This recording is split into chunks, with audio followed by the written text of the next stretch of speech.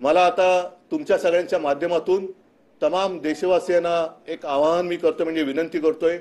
उद्या शिवसेनेच्या वतीने आम्ही एक निषेध तर व्यक्त करतोच आहोत। हा निषेध राज्यभर होईल। मी तर म्हणेन संपूर्ण देशात जे जे देशभक्त आहेत त्यांनी हा निषेध केला पाहिजे। या हल्ल्याचं किंवा आपण जी पाकिस्तानवरती चढाई केली होती त्या हल्ल्याला प्रत्युत्तर म्हणून जी चढाई केली होती त्याला हे नावं चांगली ठेवतात, ऑपरेशन सिंदूर, मग ऑपरेशन महादेव। आता उद्याच्या मॅचला यांनी काय नाव ठेवले हे त्यांनी सांगावं। पण घर घर सिंदूर ही एक मोहीम ते राबवणार होते, हर घर सिंदूर भाजपवाले, आणि त्याचा तीव्र निषेध झाल्यानंतर त्यांना ती मोहीम गुंडाळावी लागली। आता हर घर से सिंदूर हा मोदींना पाठवला पाहिजे। आम्ही तर पाठवतोय। उद्या रविवार आहे, उद्या संध्याकाळी मॅच आहे।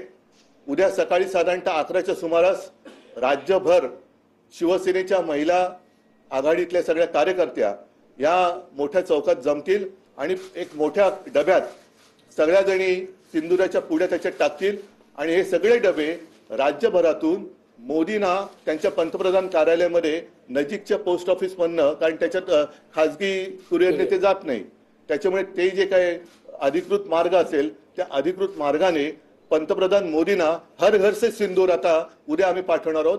मी सर्व देशवासियांना सांगतोय की आत्ताच ही वेळ आहे। ही वेळ अशी होती किंवा आहे, अजूनही आहे, अजूनही वेळ गेलेली नाही। मोदींनी दमदारपणाने सांगायला पाहिजे, नाही होगा, ये नहीं हो सकता। नाहीतर मग तुम्ही एका बाजून जाऊन गपचूप केक खाऊन यायचा आणि लढायला सैनिकाने जायचं। इकडे रस्त्यावरती देशभक्तीचे गाणे आणि पोवाडी, म्हणजे मी तर असं ती टाइम्स ऑफ इंडियाची बातमी आहे, थट्टा म्हणजे किती थट्टा करायची। आज टाइम्स ऑफ इंडियामध्ये बातमी आलेली ही की आता गणपती झाला, आता नवरात्री येत आहेत, विक्रोळीला भाजपच्या माध्यमातून मराठी दांडिया, मी आजपर्यंत तरी गुजराती लेझिम ऐकलेलं नाही, पण मराठी दांडिया ते करणार आहेत आणि त्या मराठी दांडियाची थीम ही सिंदूर असणार आहे। एवढा निर्गुणपणा, एवढा निर्लज्जपणा, म्हणजे तिकडे माता भगिनींची, म्हणजे आपल्या भगिनीच तरुण तरुण मुलींची तिकडे सौभाग्य उजाडलं गेलं। ते दृश्य तुमच्या माध्यमातून जी काही दिसली ती अजून देखील हालत नाहीयेत। त्यांचा आक्रोश आजही कानामध्ये आपल्या घुमतो आहे आणि हे निर्लज्ज देशभक्तीच्या नावाने सिंदूर वाटप काय करतायत, दांडिया काय खेळतायत।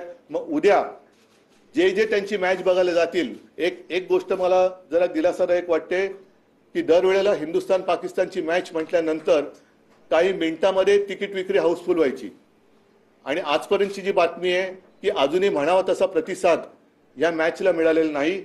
मग मला मोदींना प्रश्न विचारायचा आहे की तुमचे सगळे आंडूपांडू लोक आजूबाजूला बसलेत, म्हणजे अगदी बीसीसीआयचे जय शहा सुद्धा जर नीरज चोप्राला तुम्ही देशद्रोही म्हणणार असाल तर उद्या जय शहा तिकडे गेल्यानंतर जय शहा सुद्धा देशद्रोही आहे का याचं उत्तर आम्हाला पाहिजे।